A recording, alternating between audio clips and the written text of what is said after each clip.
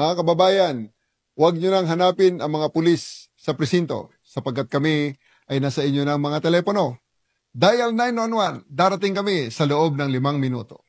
Lilingkod sa bawat Pilipino at magbibigay ng tamang impormasyon para sa tahimik at maayos na Pilipinas. Police News Network, alagad ng batas, tagapagtaguyod ng balitang pulis, sandigan ng mamamayan, patnubay ng katotohanan. La Campo Crame, maghahatid ng pinakahuling kaganapan at nagbabagang balita. Ito ang PNN Police News Network. At ngayon, ang inyong mga tagapagbalita. Magandang araw, bagong Pilipinas. Kami ang inyong alagad ng batas, tagataguyod ng Balitang Pulis. Ako po si Patrolman Lubimir Julian. At Patrolwoman Mary Grace Artizuela mula sa PNP Anti-Cybercrime Group. Kami po ay maghahatid sa inyo ng tamang balita, kwento ng pulis at serbisyo para sa mamamayan. At ito ang PNP News Online. Ang pangunahing balita ng Police News Network, alagad ng batas, tagataguyod ng Balitang Pulis.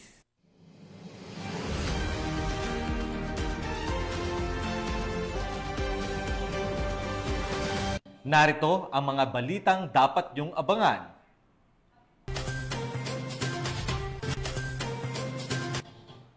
Lalaking armado na aresto sa loob ng 5 minuto ng San Miguel PNP. Wanted sa patong-patong na kaso timbog sa Pangasinan. At Kabayan Municipal Police Station, mabilis na nagresponde sa isang turista sa Mount Pulag.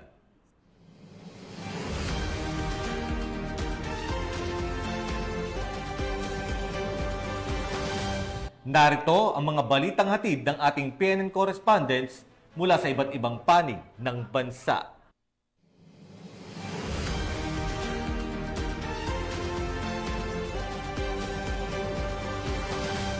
Simulan natin ang balita mula sa bahagi ng Luzon.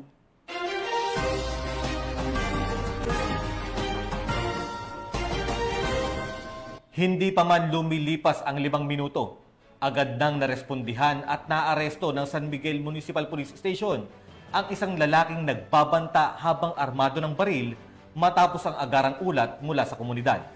Ito ay patunay ng pinigting na presensya at quick response strategy ng kanilang himpilan bilang tugon sa direktiba ni Chief PNP Police General Nicolas Torre III laban sa mga loose firearms at posibleng banta sa seguridad. Patrolwoman Pearl Cristalline Javier sa report. Ng mga tauhan ng San Miguel Municipal Police Station ang isang lalaki sa loob lamang ng 5 minuto matapos magpakita ng mapanganib na pag-uugali sa publiko kabilang ang pagbabanta habang armado ng baril sa Barangay San Juan, San Miguel, Bulacan. Kinilala ni Police Lieutenant Colonel Joey Louie Bilaro, Acting Chief of Police ng naturang istasyon, ang suspect na si alias MJ, isang negosyante, 43 anyos at residente ng Barangay San Juan, San Miguel, Bulacan. Ayon sa ulat, dakong 9:00 ng gabi nang maaresto ang suspect matapos makatanggap ng tawag ang mga otoridad mula sa isang concerned citizen. Batay sa salaysay ng mga saksi, sinadya umanong ikinasa ng suspect ang kanyang baril sa harap ng publiko habang nagbabanta ng pananakit. Nakumpiska mula sa kanyang isang Taurus G3 9mm caliber pistol na may 5 bala. Nahaharap ang akusado sa kasong alarm and scandal, grave threat at paglabag sa RA 10591 o Comprehensive Firearms and Ammunition Regulation Act. Tinitiyak ni Police Colonel Angel L. Garciliano, Acting Provincial Director ng Bulacan Police Provincial Office, ang matatag at maagap na aksyon ng mga kapulisan sa bawat sulok ng lalawigan. Aniya, bahagi ito ng kanilang walang humpay na kampanya laban sa kriminalidad at patunay ng kanilang dedikasyon sa pagpapanatili ng kapayapaan at kaayusan sa komunidad. Mula dito sa Bulacan Police Provincial Office, ako ang inyong PNN correspondent, Patrolwoman Pearl Cristalline Javier, alagad ng batas, tagataguyod ng Balitang Pulis. Maraming salamat, Patrolwoman Javier. Tila hindi na umubra ang pagtatago at pagpapanggap ng isang lalaki na may kinakaharap na sangkaterbang kaso. Matapos siyang maaresto ng mga operatiba ng kapulisan sa Barangay Poblasyon, Suwal, Pangasinan. Ibabalita yan ni Patrolman Dennis Carinal. Estado ng mga tauhan ng SWAL PNP ang isang most wanted person sa Barangay Poblasyon, Suwal, Pangasinan, kasama ang RIU-1 IG PIU Pangasinan PPO, habang kinilala ni Police Captain John C. Ramos, hepe ng SWAL MPS, ang akusado sa pangalang alias John, 29 years old, residente ng Barangay Poblasyon, Suwal, Pangasinan. Dakong alas 8 ng umaga nang maristo ang nasabing akusado sa bisa ng warrant of arrest ng Honorable Abilina Jimenez Villegas Rosario, Presiding Judge Family Court, First Judicial Region Branch 14, Lingayen, Pangasinan, sa patong-patong na kasong rape, statutory rape, sexual abuse at walang rekomendadong piyansa. Samantala, nasa kustodiya ng SWAL PNP ang nasabing akusado para sa tamang dokumentasyon at disposisyon. Ang tagumpay ng operasyon ay patunay ng matibay na ugnayan sa pagitan ng mamamayan at ng pambansang pulisya sa isang mahalagang hakbang upang higit pang mapalakas ang kampanya laban sa kriminalidad tungo sa isang mapayapa, ligtas at maunlad na bagong Pilipinas. Mula dito sa PKG Ilocos Region, ako po ang inyong Police News Network Correspondent, Patrolman Dennis Carinal, alagad ng batas, tagataguyod ng Balitang Pulis. Maraming salamat, Patrolman Carinal.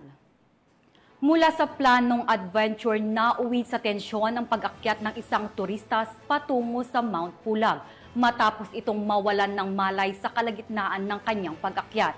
Pero hindi nagtagal ang pangamba dahil agad rumisponde ang mga tauhan ng Kabayan Municipal Police Station. Yan ang balitang hatid ni Patrolwoman Jomalyn Kakanindin.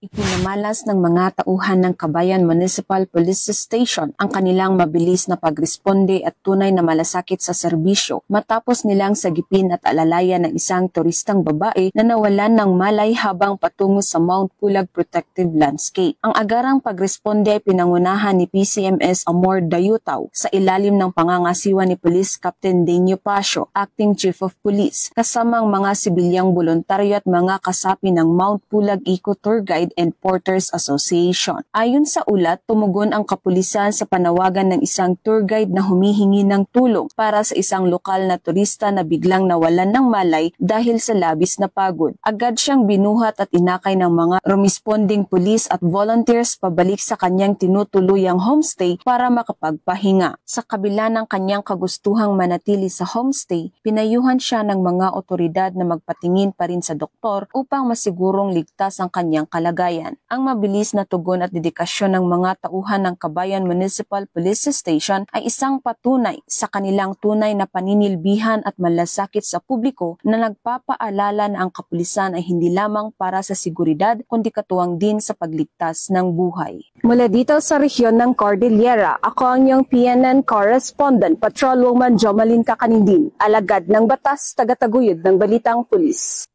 Maraming salamat, Patrolwoman Kakanindin. Naaresto naman ang 25 anyos na babae sa isinagawang bypass operation sa Malabon, habang nakumpiska naman ang mahigit 300,000 pisong halaga ng hinihinalang shabu mula sa suspect. Nakatutok dyan si Patrolwoman Glazel Ann Esperanza.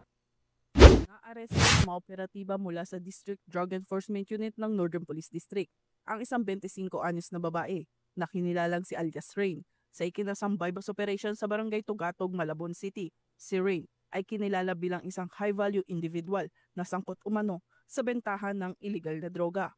Na-recover mula sa kanya ang 50 grams ng hinihinalang shabu na may standard drug price na 340,000 pesos. Isinagawa ang operasyon bilang bahagi na pinaigting na kampanya laban sa kriminalidad. Sa ilalim ng Simultaneous Anti-Criminality Law Enforcement Operations o SACLEO, kasalukuyan naman nasa kustodiya ng mga otoridad ang suspect at inihahanda na makakaupulang kaso laban sa kanya, kaugnay ng paglabag sa Section 5 at Section 11 ng Article 2 ng Republic Act 9165 o ang Comprehensive Dangerous Drugs Act of 2002. Mula rito sa Northern Police District, ako po ang inyong PNN Correspondent, Patrolwoman Glazel Ann Esperanza, alagad ng batas, tagataguyod ng Balitang Pulis. Maraming salamat, Patrolwoman Esperanza. Isang araw ng kasanayan at malasakit ang handog ng Quirino Police Provincial Office na ginanap sa Family Day at serbisyong komunidad bilang bahagi ng pagdiriwang ng 30th Police Community Relations Month ngayong Hulyo. Yan ang balitang hatid ni Police Staff Sergeant Jeff Jan Nabasa. Puno ng saya at pag-asa, ganito mailalarawan ang mga dumalo sa makabuluhang Family Day sa Quirino Police Provincial Office bilang pagdiriwang ng ika-30 anibersaryo ng Police Community Relations na ginanap sa QPPO Parade Ground kahapon. This is just one of the activities included na nakapaloob sa celebration ng 30th PCR month para naman magkaroon ng time ang mga kapulisan to celebrate with their families sa ganitong pagkakataon. Tampok dito ang pagsasagawa ng job fair na inorganisa katuwang Department of Labor and Employment na pinangunahan ng Mr. Fructoso C. Agustin, Officer in Charge Provincial Head Dole Quirino, Ms. Shara Castillejo ng Department of Migrant Workers Regional Office at Ms. Danny Fine A. Badua, Peso Manager Quirino, na nagbigay ng mga oportunidad sa trabaho at kabuhayan para sa mga lokal na residente at pamilya ng kapulisan. Inilunsad din ng kauna-unahang PSA mobile outlet upang mas lalo pang ilapit ang serbisyo. Highlights din ng programang pagbibigay ng portasol ng Department of Science and Technology sa mga piling tauhan ng Quirino Police Provincial Office. Ang portasol o portable solar dryers ay isang makabagong teknolohiya na makakatulong sa kabuhayan ng mga benepisyaryo.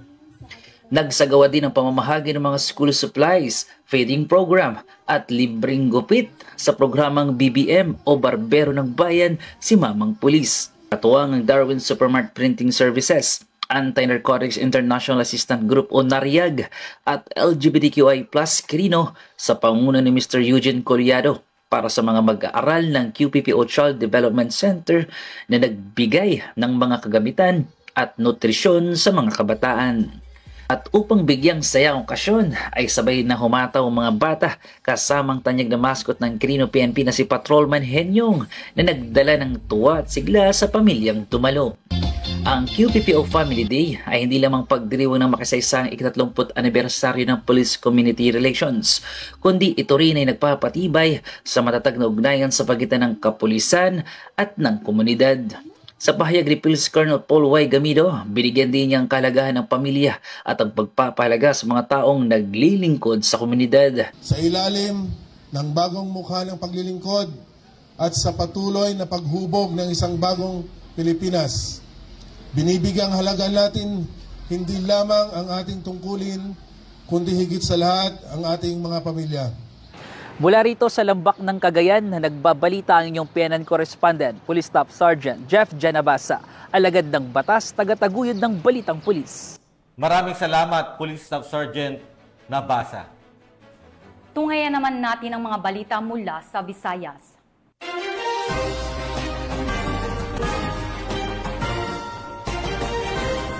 Arestado ang isang lalaking kargador sa ikinasang bypass operation ng pulisya sa Haro, Iloilo, matapos maaktuhang nagbebenta ng hinihinalang shabu sa isang pusher buyer. Ang naturang operasyon ay bahagi ng malawakang hakbang ng kapulisan upang linisin ang komunidad mula sa banta ng ilegal na droga at tiyakin ang kaligtasan ng mamamayan. Yan ang tinutukan ni Patrolwoman Lynette Sablon. Estado ang isang 48 anyos na kargador sa isang matagumpay na bypass operation ng mga otoridad ng Police Station 9 sa ilalim ng pamumuno ni Police Major Eduardo Chacon, hepe ng Police Station 9, sa Barangay L98, Haro, Iloilo City, nito lamang 15 ng Hulyo, taong kasalukuyan. Kinilala ang suspect na si alias Negro, residente ng Barangay Bacau, Mandurriao, Iloilo City.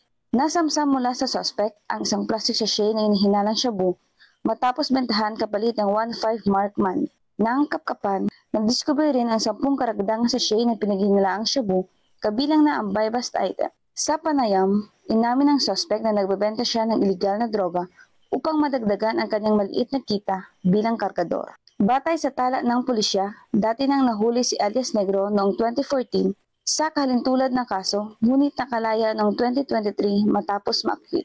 Tinatayang 5 gramo ng hinihinalang shabu ang nakuha sa operasyon. na may kabuang street value na humigit kumulang 34,000 pesos. Nasa kustudiya na ng pulisya ang suspect at nasampahan ng kasong paglabag sa Republic Act 9165 ang Comprehensive Dangerous Drugs Act of 2002. Ang nasabing operasyon ay bahagi ng mas pinaigting ng kampanya kontra iligal na droga ng Philippine National Police sa patuloy na laban para sa isang mas ligtas at drug-free na komunidad. Mula rito sa Western Visayas, ako niyang PNN correspondent, Patrolwoman Nanette Sablan, alagad ng batas, tagataguyod ng Balitang Pulis. Maraming salamat, Patrolwoman Sablon. Walang kawala sa batas ang isang construction worker na nakatalang top 9 most wanted person regional level matapos maaresto sa kasong paglabag sa Republic Act 9165 o ang Comprehensive Dangerous Drugs Act of 2002. Yan ang tinutukan ni Patrolwoman Judith Nicanor. Himang ang construction worker na top 9 most wanted person regional level sa kasong paglabag sa Republic Act 9165 o Comprehensive Dangerous Drugs Act of 2002 matapos maaresto ng kapulisan ng Cebu sa Purok Maria Luz, Barangay Lamak, Pinamungahan, Cebu nito lamang nakaraan. Kinilala ni Police Lieutenant Colonel Dexter M. Calacar, Force Commander ng 2nd Provincial Mobile Force Company, Cebu Police Provincial Office, ang suspect na si Ariel, 41 anyos, isang construction worker at residente ng nabanggit na lugar.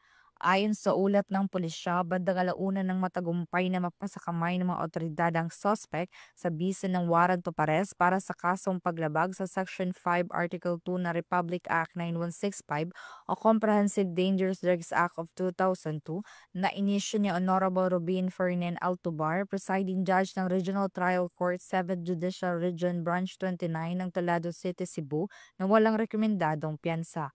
Kasalukuyang nasa kustudiya ng Pinamungahan MPS ang suspect para sa dokumentasyon at tamang disposisyon. Paalala sa publiko, iwasan ang illegal na droga. Ang paggamit at pagbibinta o pagtutulak ng illegal na droga ay isang malubhang krimen na may mabigat na parusa sa ilalim ng batas. Hindi lamang ito sumisira sa kinabukasan ng isang tao, kundi pati na rin sa pamilya at sa komunidad. Makikipagtulungan sa otoridad kung may nalaman kang illegal na aktibidad. Huwag magatubiling i-report sa pinakamalapit na barangay o himpilan ng pulisya. Maging bahagi ng solusyon, hindi problema. Buhay ang nakataya, umiwas sa droga. Maraming salamat at magandang hapon sa ating lahat. Ang matagumpay na pagkaaresto ng suspect ay bunga ng pinagsanib puwersa ng 2nd PMFC, Pinamungahan Municipal Police Station at Regional Intelligence Unit 7. Patunay lamang na ang kapulisan ng Cebu ay patuloy sa pagpapatupad ng kanilang sinumpaang tungkulin kontra kriminalidad upang magkaroon ng maunlad na bansa para sa sambayan ng Pilipino tungo sa isang bagong Pilipinas. Mula dito sa Police Regional Office 7, ako ang inyong Police News Network Correspondent, Patrolwoman Judith Nicanor, alagad ng batas, tagataguyod ng Balitang Pulis. Thank you very much, Patrolwoman Nicanor. Narito naman ang mga balita mula sa bahagi ng Mindanao.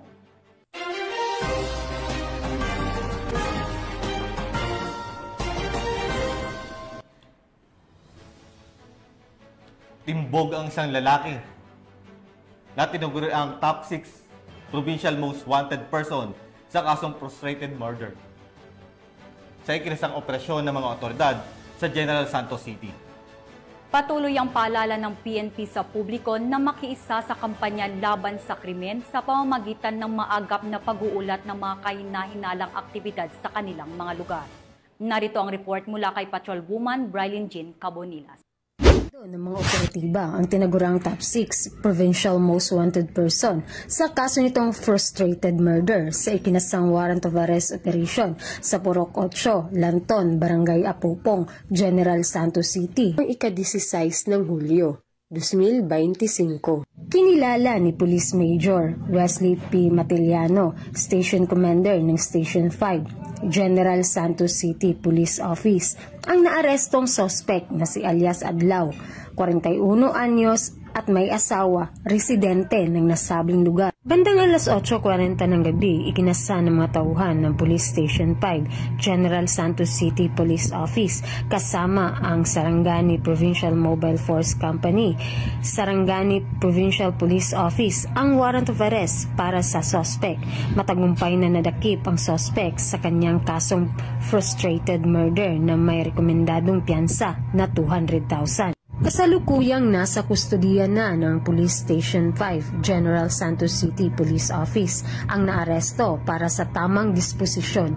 Ang matagumpay na joint operation na ito ay nagpapakita ng dedikasyon ng mga pulis na mahuli ang mga taong may nakabinbin na kaso upang mapanagot sa batas at mabigyan ng hustisya ang mga naging biktima ng krimen. Mula dito sa Regional Office 12, ako po ang inyong PNN correspondent, Patrolwoman Brian Jean Cabunilas, alagad ng batas, taga-taguyod ng Balitang Pulis.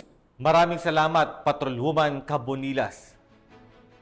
Mabilis ang naging kilos ng kapulisan matapos makumpirma ang iligal na aktibidad ng isang lalaki na tinaguri ang newly identified drug suspect matapos magpositibo ang bypass operation sa Malaybalay City, Bukidnon. Nakibalita dyan si Patrolwoman Danessa Berdos. Matagumpay na nakumpiska ang tinatayang 136,000 pesos na halaga ng iligal na droga matapos maaresto ang isang suspect sa isinagawang bypass operation ng mga operatiba sa Barangay Magnaga, Pantukan, Davao de Oro nitong 15 ng Hulyo taong kasalukuyan. Kinilala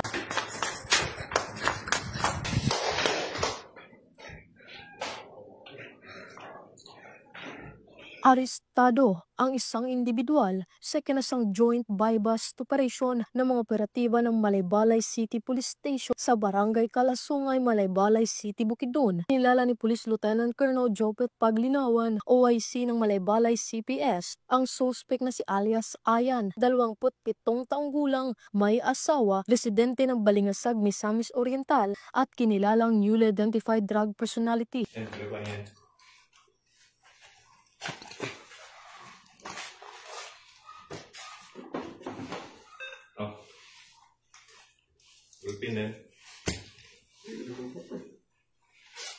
Sa kinasang operasyon bandang 1:00 ng hapon ay nakuha ang 3 pakete ng hinihinalang shabu, isang 500 peso bill na ginamit bilang buy-bust money at iba pang mga non-drug items. Naharap ang suspect sa kasong paglabag sa RA 9165 o Comprehensive Dangerous Drugs Act of 2002. Mula dito sa Camp Capistrano, Gusa, Cagayan de Oro City, ako ang inyong Police News Network correspondent, Patrolwoman Danessa Berdos, alagad ng batas, taga-taguyod ng Balitang Pulis. Maraming salamat, Patrolwoman Berdos. Walang lusot sa matinding operasyon ng pulisya ang isang lalaki na itinuturing na top 1 city high-value individual sa Pantukan, Davao de Oro.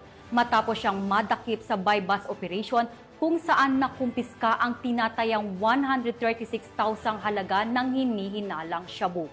Patrolwoman Mariel May Don Kilab sa report.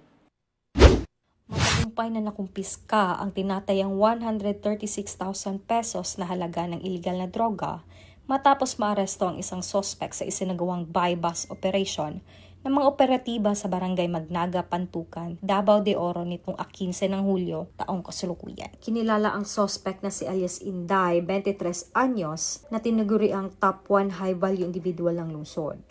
Ayon kay Police Captain Dennis Olayan, officer in charge ng Pantukan Municipal Police Station, nakumpiska mula sa suspect ang tinatayang 20 grams ng hinihinalang shabu na may standard drug price na 136,000 pesos at mga drug paraphernalia. Ang suspect ay naharap ngayon sa kasong paglabag sa RA 9165 o Comprehensive Dangerous Drugs Act of 2002. Sa tulong ng lokal na pamahalaan at aktibong pakikiisa ng komunidad, layunin ng kapulisan na ganap na masugpo ang ipinagbabawal na gamot at matiyak ang napapanatiling kapayapaan at kaayusan sa buong rehiyon.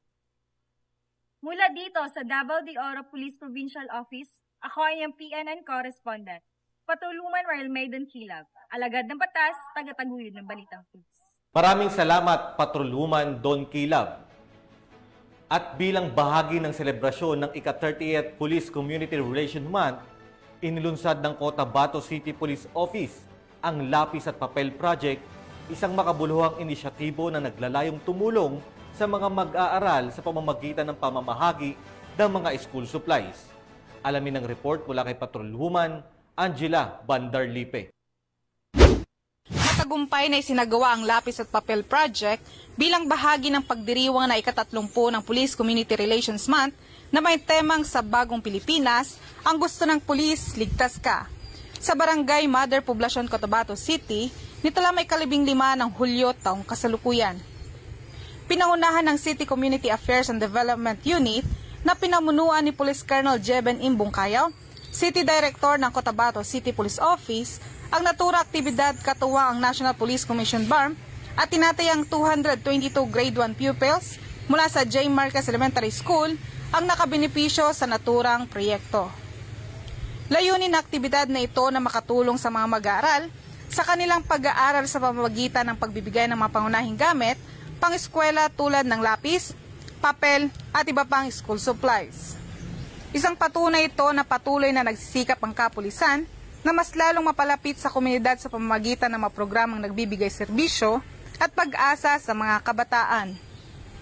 Mula rito sa Rio ng Bangsamoro, ako ang iyong PNN correspondent, Patrolwoman Angela Bandarlipe, alagad ng batas, taga-taguyod ng Balitang Pulis. Maraming salamat, Patrolwoman Bandarlipe. At yan po ang mga balitang nakalap ng ating PNN correspondents mula Luzon, Visayas at Mindanao. At sa ngalan ng pamunuan ng Philippine National Police, sa pangunguna ni PNP Chief Police General Nicolas Torre III at sa pamumuno ni President Ferdinand Bongbong Marcos Jr., kami ay maglilingkod sa bawat Pilipino at magbibigay ng tama at balanseng balita.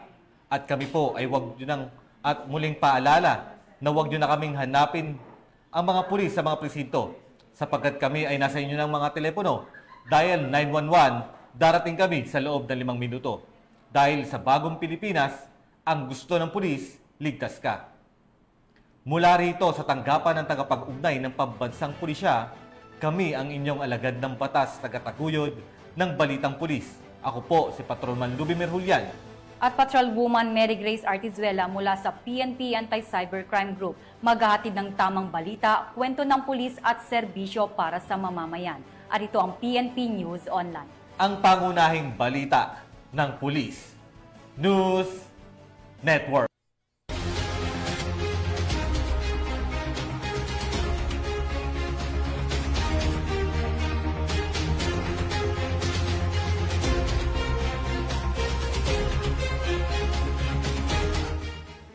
Police News Network, alagad ng batas, tagapagtaguyod ng balitang pulis.